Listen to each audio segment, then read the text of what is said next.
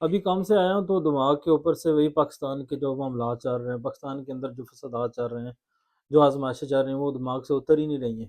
تو مجھے آج سے 10 سال پرانا وقت یاد آ گیا کہ فروری کے دن تھے، اللہ تعالیٰ نے مجھے بیٹی جیسی نعمت عطا کی۔ دن کے وقت 2 بجے اللہ تعالیٰ نے بیٹی کی نعمت عطا کی، اور شام کو میں نے نیا 125 لیا ہوا تھا ہونڈا، تو وہ چوری ہو گیا۔ بیٹی کی خوشی میرے دماغ پہ اتنی طاری تھی کہ مجھے ذرا برابر بھی پریشانی تکلیف نہ ہوئی کہ میرا 125 چوری ہو گیا، اور وہ بھی نیا، ابھی 7-8 مہینے ہوئے تھے لیے ہوئے۔ میرے دوست افضال بھائی ہیں، وکیل بھی ہیں، بینکار بھی ہیں، انہوں نے کہا چلو شاہ جی جمع کرا دیتے ہیں، ایف آئی آر شاید مل ہی جائے۔ ہم جا کے راولپنڈی تھانے میں جا کے ایف آئی آر درج کرائی۔ انہی دنوں میں میرے پھوپھی جان فوت ہو گئے، تو تیسرے دن مجھے فون کال آئی کہ جناب آپ کا موٹر سائیکل مل گیا ہے۔ مجھے موٹر سائیکل ملنے کی خوشی تو ہوئی، کئی لوگوں نے کہا تو وہ جی حرام کا مال ہے، جہاں سے آیا تھا وہاں چلا گیا۔ تو موٹر سائیکل مل گیا، لیکن جس وجہ سے میں یہ بات آپ کو سنا رہا ہوں وہ بات یہ تھی کہ مجھے موٹر سائیکل ملنے کے بعد اس کی ایف آئی آر خارج کرانے کے لیے کم و بیش عدالتوں کے 10 سے 15 چکر لگانے پڑے، اور اس وقت انہوں نے مجھے لیٹر بنا کے دیا جب کہ ایف آئی آر خارج ہو گئی ہے۔ اور اس پہ مزید افسوس کی بات یہ کہ 6 سال بعد 2020 میں میرا بھائی، ان کو منگلا ڈیم کے پاس روک لیا پولیس والوں نے، کہتے یہ تو چوری کا موٹر سائیکل ہے۔ ان کا کیسے چوری کا موٹر سائیکل ہے، یہ تو میرے بھائی کا موٹر سائیکل ہے۔ ان کا ابھی تک آپ کا موٹر سائیکل چوری میں شو ہو رہا ہے۔ اس نے واپس آیا، اس کے پھر 3-4 دوبارہ چکر لگے، اور پھر جا کے موٹر سائیکل جو ایف آئی آر ہے وہ خارج ہوئی۔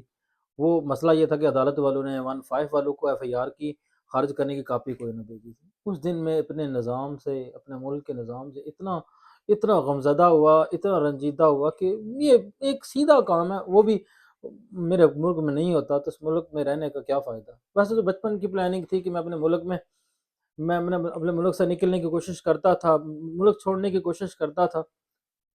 آخر کار وہ بچپن کی پلاننگ، وہ بچپن کے خواب پورے ہوئے، اور میں 2015 میں اپنے ملک چھوڑ کے یورپ آ گیا۔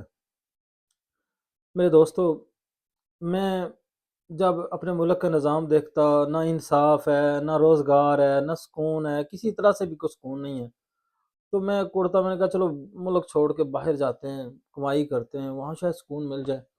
ٹھیک ہے، حالانکہ اصل سکون تو دین کے ساتھ جڑنے میں ہے، اصل سکون تو قرآن کے ساتھ جڑنے میں ہے، لیکن میں سکون جو ملکی اعتبار سے تھا، وہ ڈسٹربنس مجھے اکثر بہت تنگ کرتی، اور میں اپنا ملک چھوڑ کے آ گیا۔ اسٹڈی ویزے پہ میں سائپرس آیا، سائپرس سے اٹلی آ گیا، اب اٹلی کام شام کر رہے ہیں۔ جب پردیس میں آیا تو مجھے یہاں پہ آیا، یہاں کی مشکلیں الگ تھیں۔ میں یہاں میں جب رہتا تو وہ لوگ جو دبئی، سعودیہ، عمان، مسقط، قطر وغیرہ رہتے ہیں، تو میں ان کی زندگی کو امیجن کرتا، یار وہ کتنی مشکل سے زندگی گزارتے ہیں۔ جب میں یہاں اس ملک میں آیا تو اکیلا تھا، اپنے کبھی ایک رہائش چین کی، وہاں نئے دوست ملے، پھر دوسری چین کی، وہاں دوست نئے ملے، پھر تیسری چین کی، وہاں نئے دوست ملے، تو ایسے ہی کھچڑی سی دماغ کی بنتی کی تو کئی دوست ایسے ہیں جو 20-20 سال سے اکیلے ہی رہ رہے ہیں۔ تو میں نے کہا یہ کیا زندگی ہے، میرے ملک کا نظام کیسا ہے کہ ایک بندہ اپنی سوشل لائف نہیں اچھے طریقے سے جی سکتا۔ ہونا تو یہ چاہیے تھا نا کہ بندہ صبح کو کام پہ جائے، شام کو واپس آئے، اس کی ماں پاس ہو، اس کی بیٹی پاس ہو، اس کا بھائی پاس ہو، وہ کبھی کسی بائک پر تعزیت کرنے کے لیے جائے، کسی سے محبت جتانے کے لیے جائے، گپ شپ لگائے، اپنے بچوں کے پاس ہو۔ لیکن کیا زندگی ہے یہ، کیا ہے زندگی، عجیب سی زندگی ہے۔ بندہ آتا ہے مشین کی طرح کام کرتا ہے، 5-6 لڑکے ساتھ رہتے ہیں، ہر ایک انسان اپنے اپنے کام میں مگن ہے، دوبارہ اٹھتا ہے پھر چلا جاتا ہے۔ دین کے ساتھ، قرآن کے ساتھ جڑنے کے بعد میں تو اپنے آپ کو کافی حد تک کوشش کرتا کہ پازیٹیو رکھتا، لیکن انسان کتنا پازیٹیو رکھتا ہے، اپنے آپ کو کتنا رکھ پاتا ہے اپنے ملک کے اس نظام سے، کہ جس ملک کے نظام نے، جس ملک کے حکمرانوں نے میرے ملک کے بندوں کو دربدر کیا ہے، جنہوں نے میرے ملک کے ایسا نظام، ایسا گندا نظام کہ ایک انسان اپنی فیملی کو ٹائم سے اتنا دے سکتا ہے، ایک انسان نے اپنے دوستوں کو ٹائم سے اتنا دے سکتا ہے، ایک انسان نے جو اپنے ماں باپ کو جنازے پہ نہیں جا سکتا، یہ ہم پاکستانی کو کس نے دربدر کیا ہے؟ یہ ہمارے ملک کے گندے نظام نے دربدر کیا ہے۔ کچھ دن پہلے میں نے فیس بک پہ پوسٹ لگائی اور میں نے لکھا کہ اللہ کی قسم اگر میرا ملک کا نظام ٹھیک ہوتا تو میں اپنے ملک کو نہ چھوڑتا، اور آج بھی میں قسم اٹھا کے کہتا ہوں میرے ملک کا نظام میرے ملک کے اندر معاملات زندگی وہ ٹھیک ہو جائیں، میں سب کچھ چھوڑ کے پاکستان آ جاؤں گا۔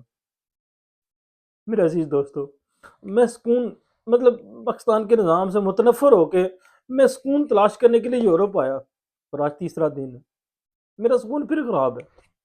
میرے ملک کے باشندوں کو، میرے پاکستانیوں کو، ہمارے ملک کی فوج نے، ہمارے ملک کے اداروں نے، ہمارے ملک کی پولیس نے رات کے اندھیرے میں زندہ بھون دیا ہے، مار دیا ان کو، اور اس پہ کچھ لوگ ٹھٹا کر رہے ہیں، کچھ لوگ مذاق اڑا رہے ہیں، کچھ لوگ تعزیت کا اظہار کر رہے ہیں۔ ایک عجیب سی افراتفری اور ایک عجیب سی تکلیف کا سامنا کرنا پڑ رہا ہے۔ میں نے کہا سکون مل جائے گا ملک چھوڑنے کے بعد، لیکن کیا پتا تھا جس مٹی میں انسان پیدا ہوتا ہے، جس ملک میں انسان پیدا ہوتا ہے، مرتے دم تک اس کی یادیں دماغ سے نہیں جاتی ہیں۔ مجھے کیا پتا تھا؟ یقین کریں، میں اپنے ملک کے نظام سے بھاگتے ہوئے یورپ آیا تھا، لیکن عجیب سے معاملات میں پھنس گیا ہوں کہ میں بھاگ بھی میں صحیح طرح بھاگ بھی نہیں پا رہا۔ میں کوشش کرتا ہوں کہ اپنے ملک کی خبریں نہ سنوں، ٹی وی دیکھے ہوئے کئی سال گزر چکے ہیں، اخباریں پڑھے ہوئے کئی سال گزر چکے ہیں، لیکن سوشل میڈیا کے ذریعے سے پھر خبریں پتہ چلتی ہیں، معلومات ہوتی ہے۔ کر کیا سکتا ہوں؟ میں تو کچھ نہیں کر سکتا۔ میں یہاں بیٹھ کے وہی جو 500-600 یورو پاکستان ہر مہینے بھیج سکتا ہوں، بس وہی بھیج سکتا ہوں، اس کے علاوہ میں کیا کر سکتا ہوں؟ میرے عزیز دوستو، اس ملک کا نظام، اس ملک کا طرز حکمرانی، اس ملک کے اندر موجود وہ سسٹم جس کے ذریعے سے عوام کو ٹیکل کیا جاتا ہے، یقین کریں یہ بہت ہرٹ کر رہا ہے۔ میں نے پرسوں رات کو دعائیں کی، اللہ یا رب العالمین میرے ملک کے جو بندے روڈوں پہ ذلیل ہو رہے ہیں، خار ان کی حفاظت فرما۔ صبح اٹھ کے ان کی دعائیں کر رہا ہوں، یا اللہ جو بیچارے اس دنیا سے چلے گئے، جن کو ظلم کرتے ہوئے مار دیا گیا، یا رب العالمین ان کو بخش دے۔ میرے عزیز دوستو، یہ زندگی آسان نہیں ہے، اور ہم پاکستانیوں کی زندگی تو میں سمجھتا ہوں ایکسٹرا تکلیف والی ہے، یہ زیادہ تکلیف والی ہے۔ اللہ تعالیٰ کی ذات میرے ملک کی حفاظت فرمائے۔ سکون نہیں آ رہا، تکلیف یہاں پر، تکلیف کس سے بندہ شیئر کرے؟ یہ اگر سوشل میڈیا نہ ہوتا، یقین کرے انسان یہاں پر رہ کے نفسیاتی مریض ہو جاتا۔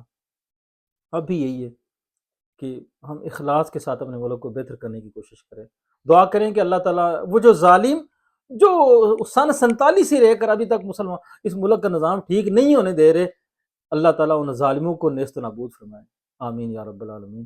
اور ہم عوام کو ایسے انسان، ایسے افراد دے جو افراد ہمارے ملک کو بہتر طریقے سے زندگی گزارنے کے لیے ہمیں ہماری سپورٹ کر سکیں،